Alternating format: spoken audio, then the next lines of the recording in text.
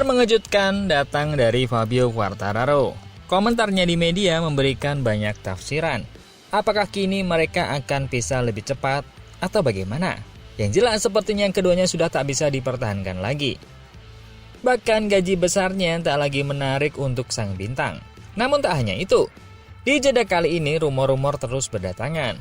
Analisa-analisa tajam bermunculan. Di antaranya terkuak ternyata Ducati lah yang salah strategis sejak awal. Setidaknya menurut jurnalis ini. Dan memang alasan yang terkuak ini menegaskan bahwa mereka telah durhaka. Dalam tanda petik ya. Dan juga soal Enea Bastian ini, pembalap yang tahun kemarin dan awal tahun ini nampak hilang dari peredaran, namun laris manis di pasaran. Karena tak hanya laku untuk menjadi target Yamaha, namun juga tim lainnya. Kira-kira pilih mana nih dia? Dan seperti apa lengkapnya berita kali ini? Kita bahas.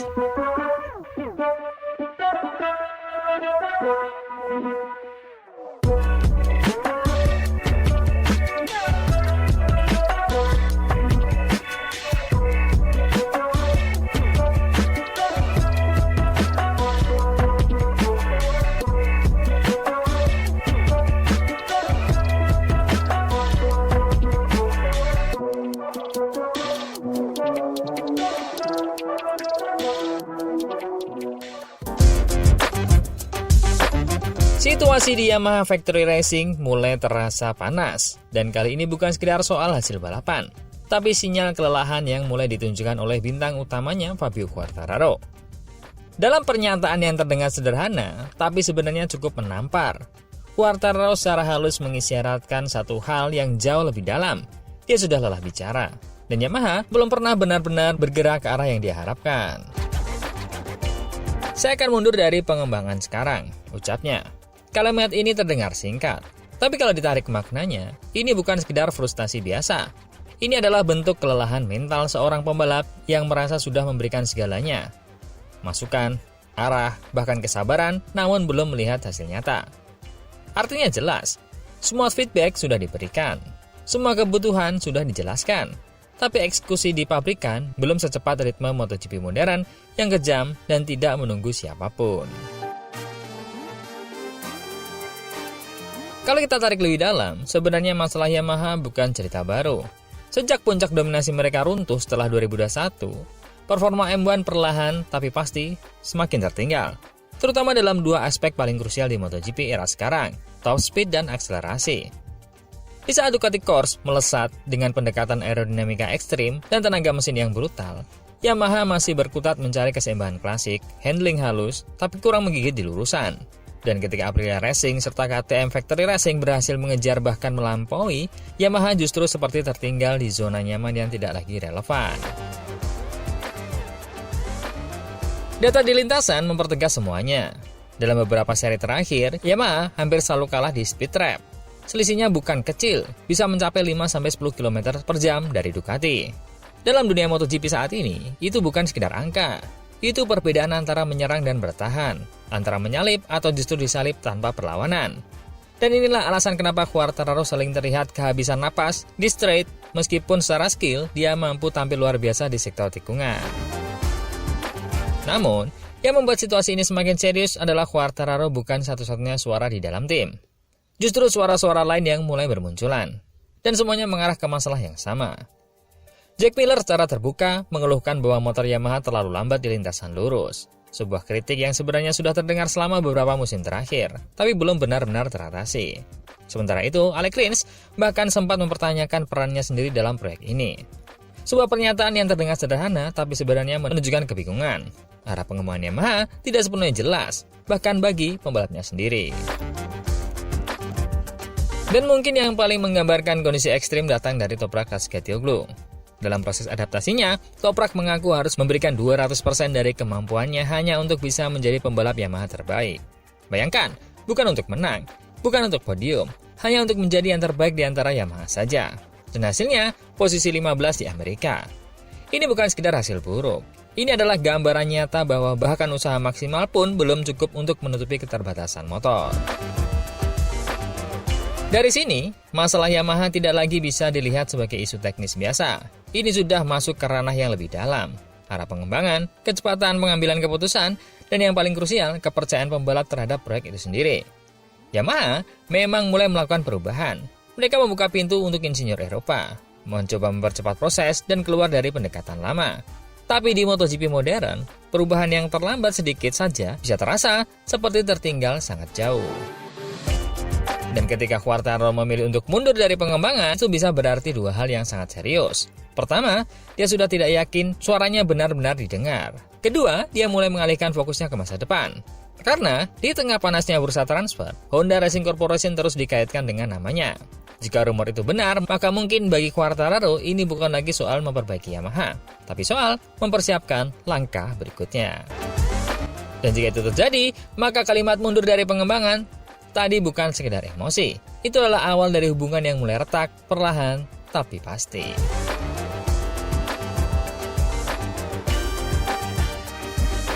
Berita kedua, di saat Yamaha berjuang mencari arah dan kepercayaan, di sisi lain pedok, ada tim yang justru bergerak dengan pendekatan berbeda, lebih tenang, terstruktur, tapi diam-diam sangat strategis. Meski musim 2026 masih berjalan, dinamika bursa transfer untuk menyambut era 850cc di 2027 sudah mulai bergerak agresif. Di tengah hiruk-pikuk, Gresini Racing muncul sebagai salah satu tim yang paling menarik untuk diperhatikan. Dan di pusat rencana mereka ada satu nama, Enea Bastianini. Kabar ini bukan sekedar rumor biasa. Gresini dikabarkan tetap setia bersama Ducati Corse untuk 2027. Keputusan ini sangat penting, karena di tengah perubahan regulasi besar, stabilitas menjadi aset yang tidak ternilai. Ducati tetap mempertahankan 6 motor di grid. Artinya, peluang bagi pembalap untuk tetap berada dalam ekosistem kompetitif masih terbuka lebar. Dan disinilah peluang Bastianini ke Gresini terlihat jauh lebih kuat dibandingkan opsi ke Yamaha. Ini bukan hanya soal kursi yang tersedia, tapi soal kecocokan, kenyamanan, dan peluang untuk langsung kompetitif. Bastianini bukan orang asing di Gresini. Dia pernah berjaya di sana, meraih kemenangan, dan memahami karakter Desmos Edisi dengan sangat baik. 4 kemenangan yang dia raih bukan sekedar angka, itu adalah bukti bahwa dia bisa menjadi aktor, pembeda ketika berada di lingkungan yang tepat. Dalam konteks 850cc nanti, pengalaman seperti ini menjadi sangat krusial. Gresini tidak hanya butuh pembalap cepat, mereka butuh pemimpin, sosok yang bisa memberi arah dan bukan sekedar mengikuti. Dan di titik ini, Bastianini adalah jawaban paling masuk akal. Sebaliknya, jika melihat ke Yamaha, situasinya jauh lebih penuh resiko. Motor yang belum kompetitif, arah pengembangan yang masih dipertanyakan, dan tekanan untuk membangun ulang dari nol, masuk ke Yamaha saat ini bukan sekedar pindah tim. Ini adalah keputusan untuk masuk ke proyek yang belum tentu berhasil dalam waktu dekat. Sementara jika di Gresini menawarkan hal sebaliknya, stabilitas, familiarity, dan juga peran strategis. Ini bukan sekedar comeback, ini adalah kesempatan untuk membangun ulang karir dengan fondasi yang kuat. Dan menariknya, Gresini tidak hanya berpikir jangka pendek, mereka ingin menggabungkan pengalaman dengan masa depan, dengan menduetkan Bastianini bersama talenta muda seperti Daniel Ricciardo. Artinya, perubahan line up saat ini hampir tidak terhindarkan. Alex Marquez kemungkinan akan mencari tantangan baru, sementara Vermin diprediksi tetap bersama Ducati namun dengan warna tim yang berbeda. Dari semua ini, satu kesimpulan mulai mengerucut. Jika Bastianini ingin tetap berada di jalur kompetitif, maka Gresini adalah pilihan paling logis, paling realistis, dan paling siap. Pertanyaan sekarang bukan lagi soal arah, tapi soal waktu. Kapan keputusan itu akan diumumkan dan bagaimana dampaknya ke peta persaingan 2027?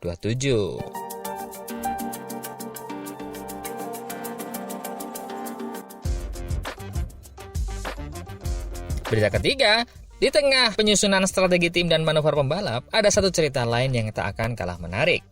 Datang dari sisi teknis, yang kini menguak berubahnya keseimbangan kekuatan di grid. Analisis dari Ramon Forcada membuka perspektif baru tentang apa yang sebenarnya terjadi di balik layar Ducati Corse. Menurutnya, masalah GP25 bukan sekedar detail kecil, ini adalah perubahan karakter fundamental. Perubahan itu sendiri berpusat pada engine inertia. Dibandingkan GP24, GP25 mengalami pergeseran yang membuat motor terasa berbeda, terutama saat masuk tikungan dengan pengereman keras.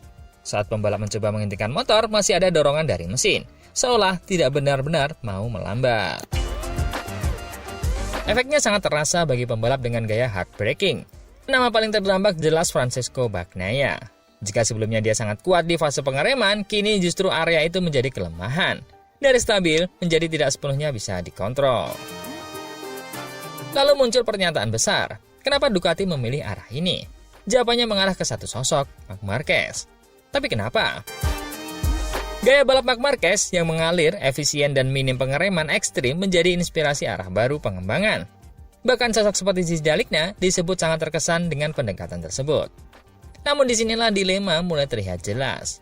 Pengembangan motor untuk satu gaya memang bisa meningkatkan performa maksimal, tapi resikonya besar, karena tidak semua pembalap bisa mengikuti gaya itu. Dan Ducati mulai merasakan efeknya sekarang. Pesan dari dalam tim pun cukup tegas. Adaptasi adalah keharusan, seperti yang disampaikan oleh Davide Tardosi. Tapi pertanyaannya, sampai sejauh mana pembalap harus beradaptasi?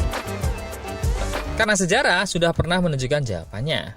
Honda Racing Corporation pernah membangun motor yang sangat cepat, tapi hanya cocok untuk satu pembalap. Dan ketika pembalap itu tidak ada, performa tim ikut runtuh. Sekarang bayangan itu mulai muncul kembali. Apakah Ducati sedang menuju arah yang sama? Jika iya, maka masa depan Desmosedi mungkin tetap cepat, tapi bisa jadi tidak lagi bersahabat untuk semua orang. Menurut teman-teman nih, analisa dari Ramon Forcada tepat atau tidak? Coba komen.